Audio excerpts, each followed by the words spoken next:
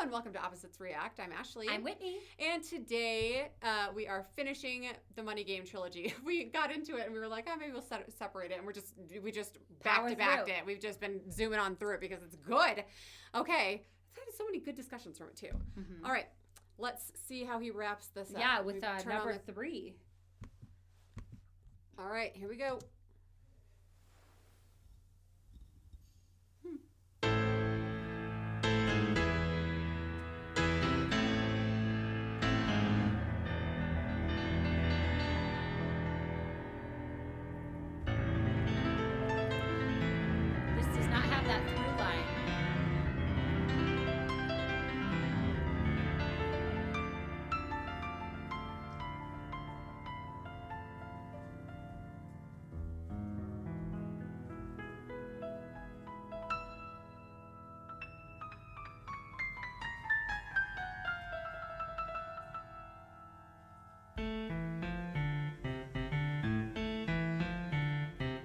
The wobbles. Is it over? Yes.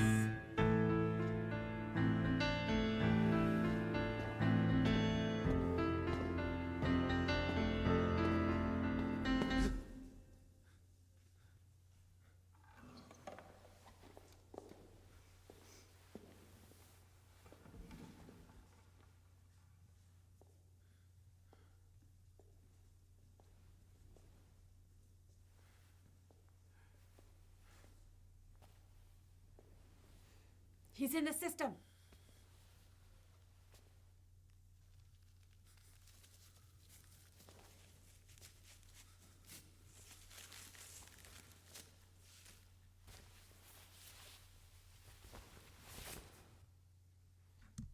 Before he keeps going, do we think that was Ren really playing the piano? Maybe. I don't know. Does he play the piano? I don't know. Every time you see him with like the big push or anything, there's somebody else playing the keys. But I mean, he's playing the guitar and singing, so I don't know. How many instruments does he play? Is he really that talented at playing the piano? Like, that's wild. I don't know. That'd be interesting. All right.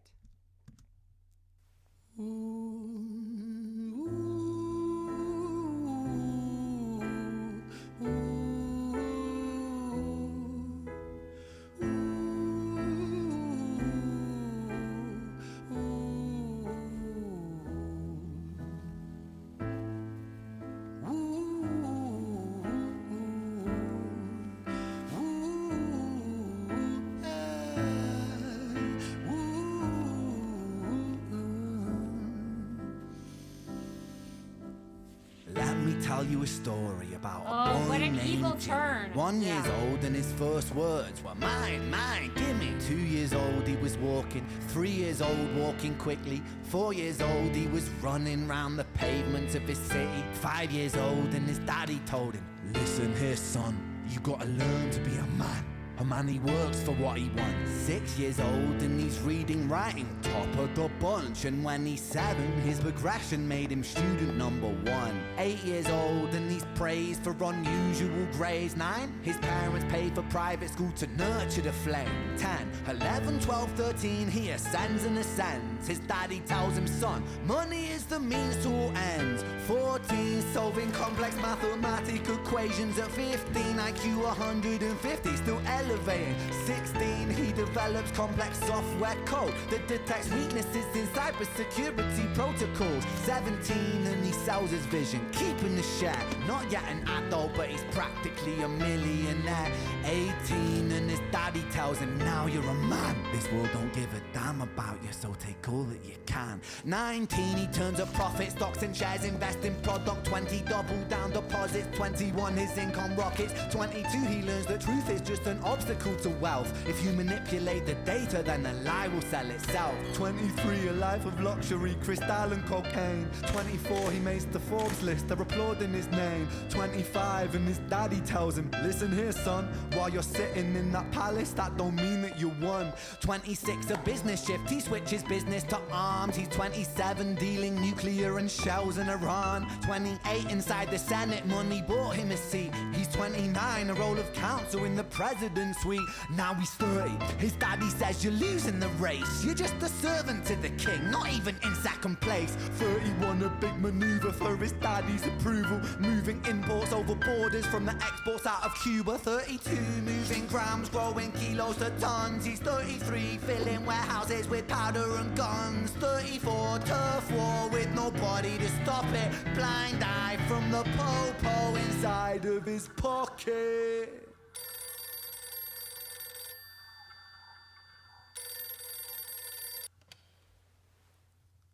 35, he gets the call. I'm sorry, son, but it's your father. Had a heart attack, I'm sorry, he's gone. 36, getting pissed up, abusing his product. 37, eyes glazed, disposition demonic. 38, with a prostitute, a moment of passion. Heating up a silver spoon and then chasing the dragon. 39, getting reckless and hungry for power. Daddy's words are still driving him to kill and devour. Makes a move against the cartel, but the strategy's flawed. They retaliate and leave him in a hospital ward. A bullet buried in his vertebra and one in his leg. The doctor sighs and says, I don't think you'll be walking again. Fuck.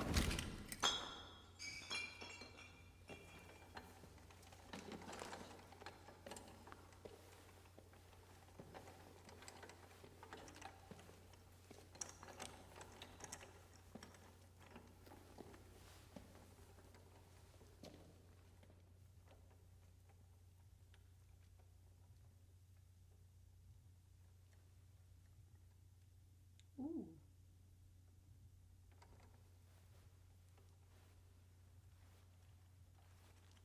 Let me tell you a story about a boy named Jimmy.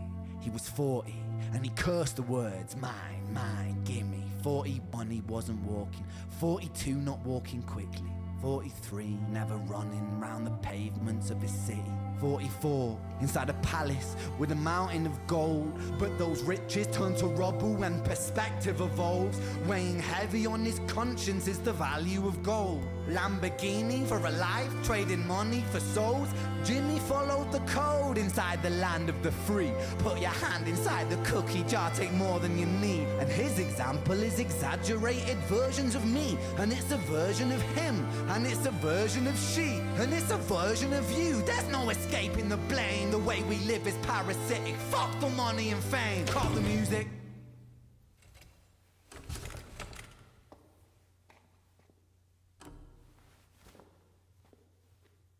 This isn't entertainment. This is real life. The way we live is lunacy, community, it declines. Hyperpolarized, always fighting, then we divide. Truth is less important than the money that we designed. Money's an invention. Politics from our invention. They all come from people's ideas. Did I mention? Border's an invention. Law and order fuel the tension. It leads to people killing each other. My solution?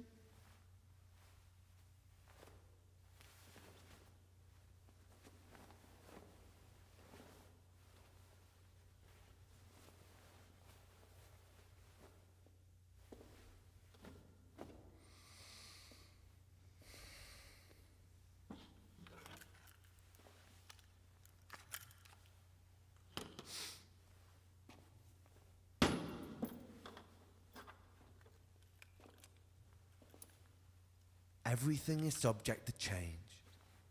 We could build utopias if individuals were taught to use their brains. But if we teach kids in schools to always be sheep and put themselves before the herd if there's more money for me, then there's no future I see where the humans survive. We're parasites inside a petri dish with cannibal minds. Mold will grow upon the surface then consumes till it dies. And our fate could be the same without this story to the wise.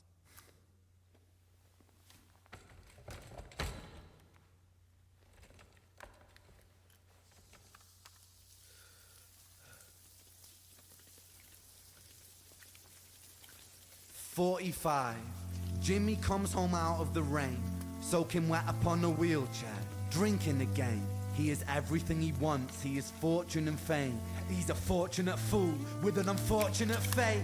With a 45 caliber aimed at his brain. 45 a fitting number cause his age is the same. Here's the words of his father. is such a damn shame.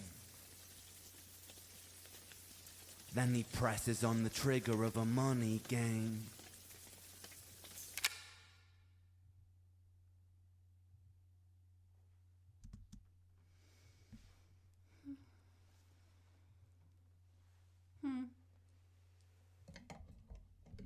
It's a very sad tale of Jimmy. Yes.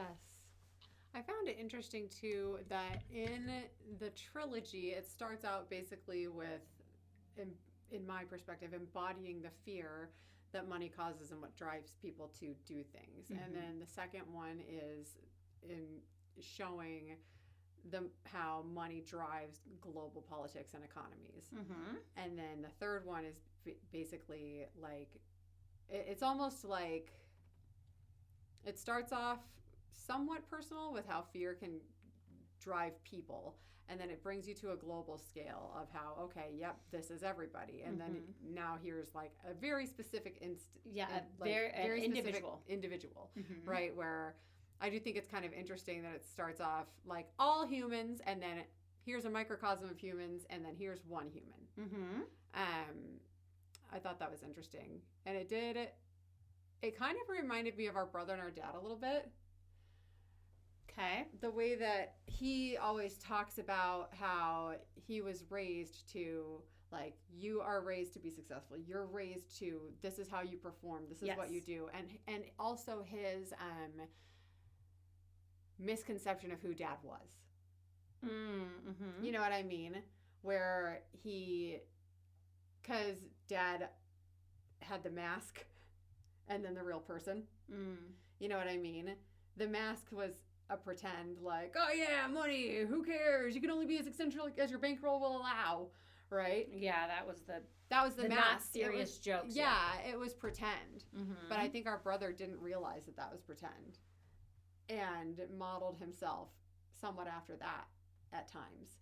And then he told me that he was talking to dad one time, and he was like, oh, if you could have all the money in the world, but not be like, but you're, gonna have a difficult life with your health, or would you rather be dirt poor and have your health? And dad was like, I don't know, health's looking pretty good. You know what I mean? Whereas like, and so that's where like this story reminded me of that, because it was like, oh, like you can grind and grind and grind and sell your morals and sell everything. And once you get there, it's new levels, new devils.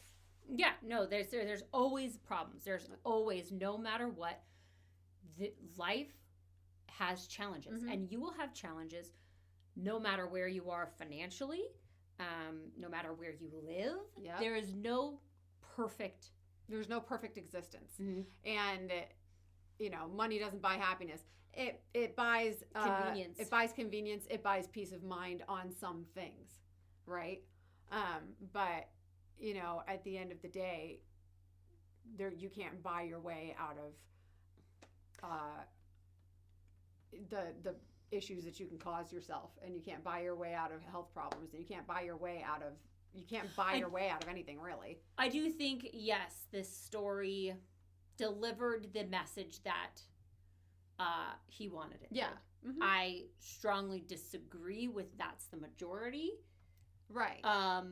But only because the examples in my life have not been that. Exactly. But in the narrative of this trilogy, it fits. Yeah, it was a great story to tell of an individual. Yeah, it does fit in the narrative of the trilogy. I disagree as well with the fact that everybody's like this. I do agree with we're all in the game. Oh, when I agree that we're all in the game. I do agree with. Sorry. No, go ahead. I do agree with the fact that, like, yep, we give the illusion of choice. At the end of the day, money's running the world, and people are doing what's going to be the most profitable for them, or most beneficial for the position that they're in. Basically, where everybody's operating from an innate me first field. Yes. I don't think that anybody who's ever successful is always stepping on people to get there, which is kind of how he portrayed the character. Or that you go from straight and narrow success to drug lord. Right. No, like I think. Well, and that's the thing. Is that was would a it little be bit of a jump? Would it be art? No. You know what I mean? It wouldn't. This is art, and this story. It wouldn't be art. Yeah. The story told the narrative and the message that he wanted to tell. Yeah, and it wouldn't be art if it was like, yep, he was successful and stayed on the straight and narrow path, and then gave 10% of all his earnings to charity. Yes, and you know, and did so much good. That doesn't. It doesn't accomplish the goal. It doesn't. Yeah, align with the story. So, but yeah, like it was just kind of interesting, like seeing like the parallels of like, oh, people can look at successful people and think that that's what they believe and think that that's how they got there, when really, if you know the real person, a lot of the time it's not. And so it's interesting to me to just think about those type of things where it's like, oh yeah, like that's, and I assume that that's, I mean, for the sake of the art, but also I feel like a lot of people do look at successful people and be like, oh, they must have done something nasty to get there. Yes, I can see that, you know, maybe a section of people who view, you know, oh, wealthy people are evil. Don't. If you look on Reddit, they're bunching people together and not looking at the individual person. Which is, again, part of the design, right? Divide and conquer, divide the classes, divide the races, divide the, you know, nationalities, divide it all and make us all fight against each other so that we're not paying attention to what's really going on. And again, the only thing that we can control and the only thing that we should be paying attention to is our little area of the world, because at the end of the day, I'm not going to change geopolitics. No. And half the time I feel like people who get into politics to try and change the system end up becoming just as dirty. It changes them. It changes them. So I feel like a lot of the time you can do a better job of the area that you can control. And yeah, sure, altruistically you could go in politics to try and change it, but I've not ever seen it be successful. Nope. I have not met a politician, the couple that I've ever met on a small scale, that it's not straightforward. No, it's not. I mean, even when I was working in that, when my daughter was younger, I got involved in politics in a small way to help some of the educational things that were going on. And we would go to the state capitol and talk to the congressmen and the senators, or not the congressmen, the senators and assemblymen there, and they would say one thing and smile to our faces and then just do whatever they felt like. And after, I think it was 4 or 5 years, I just got so tired of it. And I was like, you want to know what? Like, yeah, sure, I might have kicked the can down the road, or I might have, you know, stopped what the thing that I didn't want from happening, or made the thing that I did want happen for a short period of time, but it's almost futile. Like, no matter what, the groups that have a lot of money or the groups that, you know, want to move something forward, it's going to get moved forward. And that is what it is. And so it's like, for me, it was a little bit defeating to put all this time and effort in and just see like, oh no, this is happening anyway. Like I can believe all I want that I'm doing something, but at the end of the day I'm not. So okay, fine. I know what I can control. I know what I can I know where I can lift up. I know where I can lend my talents. I know where I can lift up. I know where I can, you know, give good vibes. Yeah. And you're right. It's your house. It's your house. It's your community. Exactly. All right. Well, all right, thanks guys. for a good thought piece, Ren. Like and subscribe. Bye.